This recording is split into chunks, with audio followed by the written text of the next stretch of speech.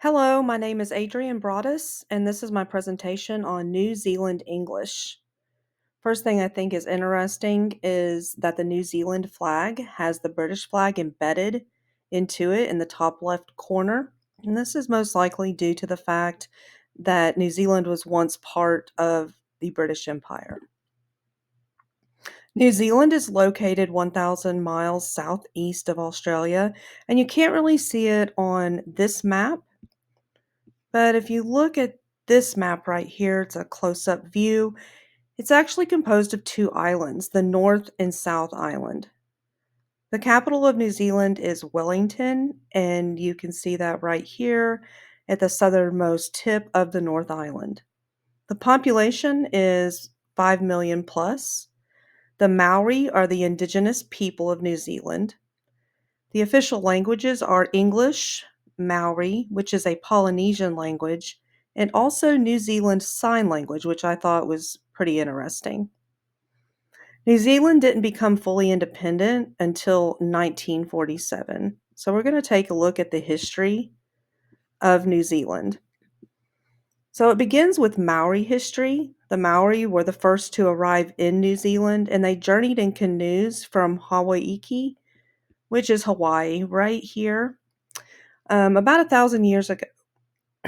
Years ago, and they journeyed to New Zealand basically because of overpopulation in Hawaii and also looking for food. So Abel Tasman was a Dutchman. He was the first European to sight the country, but it was actually the British who made New Zealand part of their empire. In 1840, the Treaty of Waitangi was signed, which was an agreement between the British Crown and the Maori people. So the English came to New Zealand, and I'm going to focus here on the years between 1840 and 1914. About 90% of those who reached New Zealand shores were born in Britain or Ireland. Between 1853 and 1870, this was a period when the non-Maori population of New Zealand increased from about 20,000 to over 250,000. Then between the years of 1871 and 1880, New Zealand government began to offer assisted passages to selected migrants and those people nominated by relatives. So the total number of assisted migrants during this decade was over 100,000, and this represented over half of the gross migration to New Zealand in those years. Between the years of 1881 and 1914, there were some economic difficulties, and this made New Zealand a less attractive option for migrants. But then in the early years of the century, the early 1900s, there was a significant flow of British people from Australia. New Zealand has a lot of geographical diversity. They have mountains, glacier lakes, beaches, caves, active volcanoes.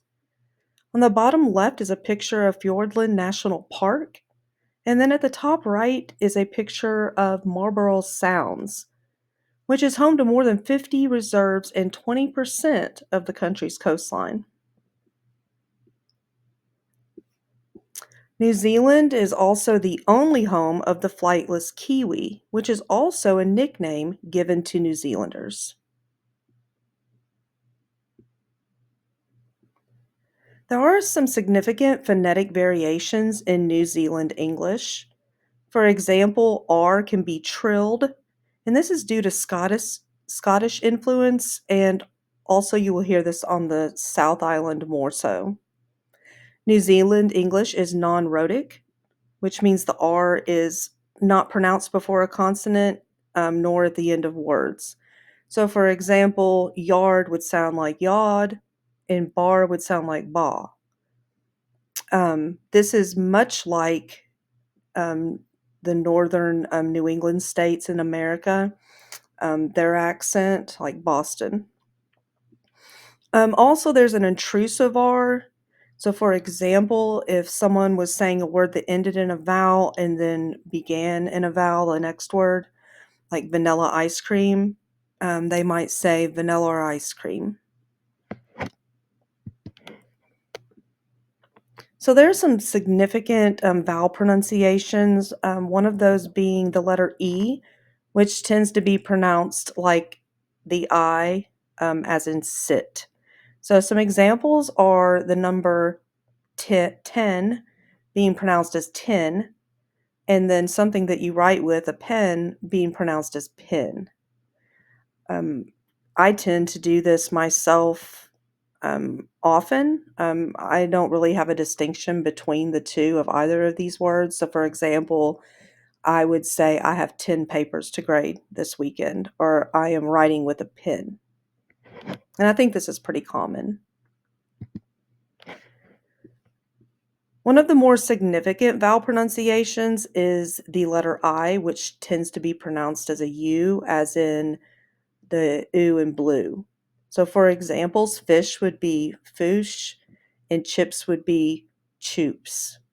And you will actually, if you Google um, fish and chips New Zealand and then go to images, you might see quite a few pictures that actually have foosh and choops on their signs or as a part of their name. A consonant pronunciation that I found pretty interesting is that the letter L tends to disappear and be replaced with an sound. So an example would be milk would sound more like milk.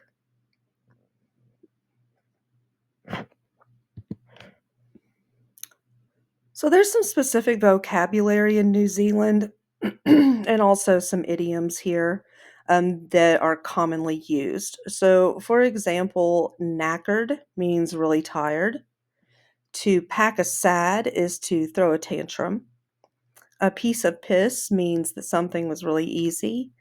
And sometimes people are referred to as Muppets if you're calling them an idiot. Munted means broken. And this one I found really interesting. That's grotty, means that's disgusting. So if you grew up in the 80s, you might remember the word grody. It was a slang word that teenagers used for something that's gross, like that's grody. I found that pretty interesting. The only difference in grotty and grody, of course, is the pronunciation of the O. Another vocab word is, or phrase, wop wops, means in the middle of nowhere, and chaka means full, as in being full after you've eaten. Some familiar vocab, sus is used for suspicious. And if you are a teacher of middle school or high school, or if you have children that are of the high school or middle school age, you have probably heard this slang. So if someone is acting sus, then they're acting suspicious. Another one that I thought was pretty familiar is in New Zealand, you might hear someone ask, "You right?" for "You okay?" And I think this is familiar because we often hear, "Are you all right?" So they just drop the AL. "You all right?" You will often hear that. The Maori language has had a really big influence on New Zealand English. A lot of words and phrases are used by New Zealand English speakers, and the Maori words and phrases have just kind of been integrated into the lexicon of New Zealand English speakers. So, a few that I'd like to point out would be the first one is used as a greeting. It sounds something like "Kia ora." And then for goodbye, I really didn't think I could do this one justice, so I have a recording. Hi, Data.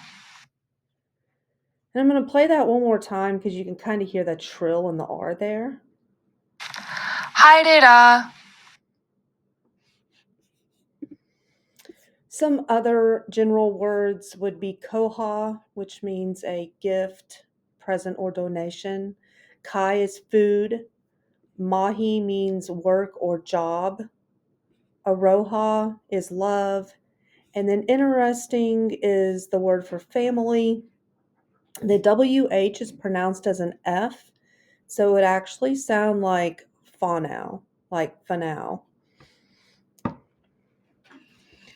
I did look at this website and I found it. I screenshotted it so that if you were interested, if you wanted to hear how some other words of Maui were pronounced, there are 100 words listed here, and you can just click on the word and then it will give you a pronunciation that's already been recorded. So that was pretty cool.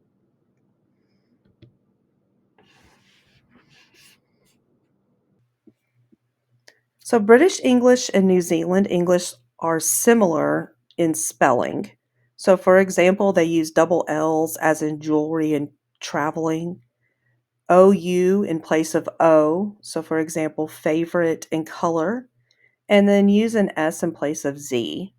For example, in the word realize. British English and New Zealand English are also similar in core grammar rules. So here I have a list of some New Zealand phrases or sentences that would be used and then translated into American English. So, for example, New Zealanders would ask, "How are you going?" which interprets as, "How are you doing?" New Zealanders would ask, "What are you having for tea?"